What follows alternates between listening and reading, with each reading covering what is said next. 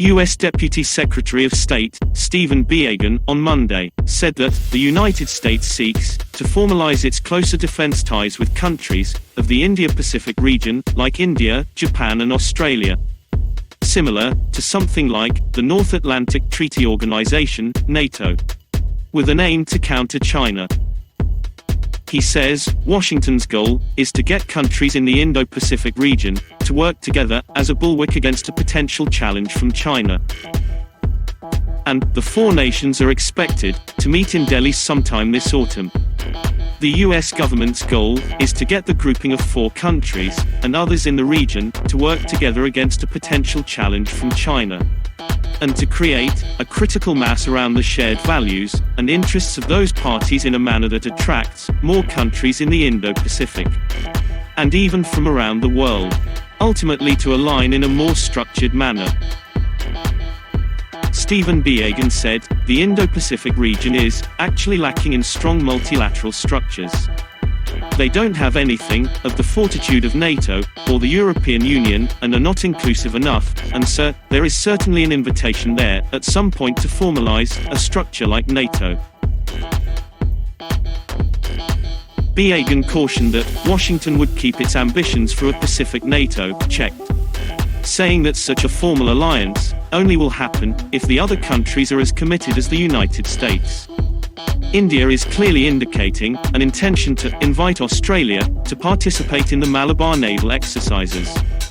Is this an indication that India is also interested in forming a NATO-like alliance to counter China?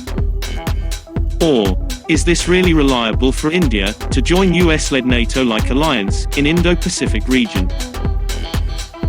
Global Times report after the statement of US Deputy Secretary of State, Stephen Biegun. It says, the US has brought up again the idea of building an alliance similar to the North Atlantic Treaty Organization, with India, Australia, and Japan to counter China's network in the Indo-Pacific region. A move that Chinese analysts said will face obstacles as the regional countries may prefer to remain a certain level of independence to maximize benefits from strained China-US ties. Chinese experts warned India that instead of relying on the US to pressure China or playing geopolitical games, India should focus on solving border disputes by negotiating with China. Chinese military analysts said that the US effort to form a NATO-like group against China is part of its Indo-Pacific strategy and an attempt to put its failing island chain strategy together. The statement of Stephen Biegun and the naval drills conducted by the US and India in the Indian Ocean, and the US, Japan, and Australia in the Philippine Sea put China under pressure. Chinese experts said that these kinds of drills could put pressure on China, and if the four countries conduct more, the US could use Japan and Australia as a frontline and advanced bases, which can also offer logistical support and could also share intelligence on Chinese military activities. Beijing-based naval expert Li Ji told the Global Times on Tuesday that the countries, particularly India, could attempt to lock the Strait of Malacca down, targeting China's oil and natural gas supplies. In a more aggressive possibility, the US could deploy short to intermediate range missiles to these countries, most likely in Japan and Australia, the analysts said. The border dispute between India and China brought India closer to the US, and the defense cooperation with the Quad.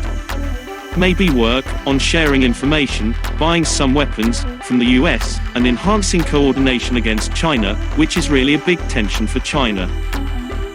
In this geopolitical games, will India remain diplomatically and strategically independent?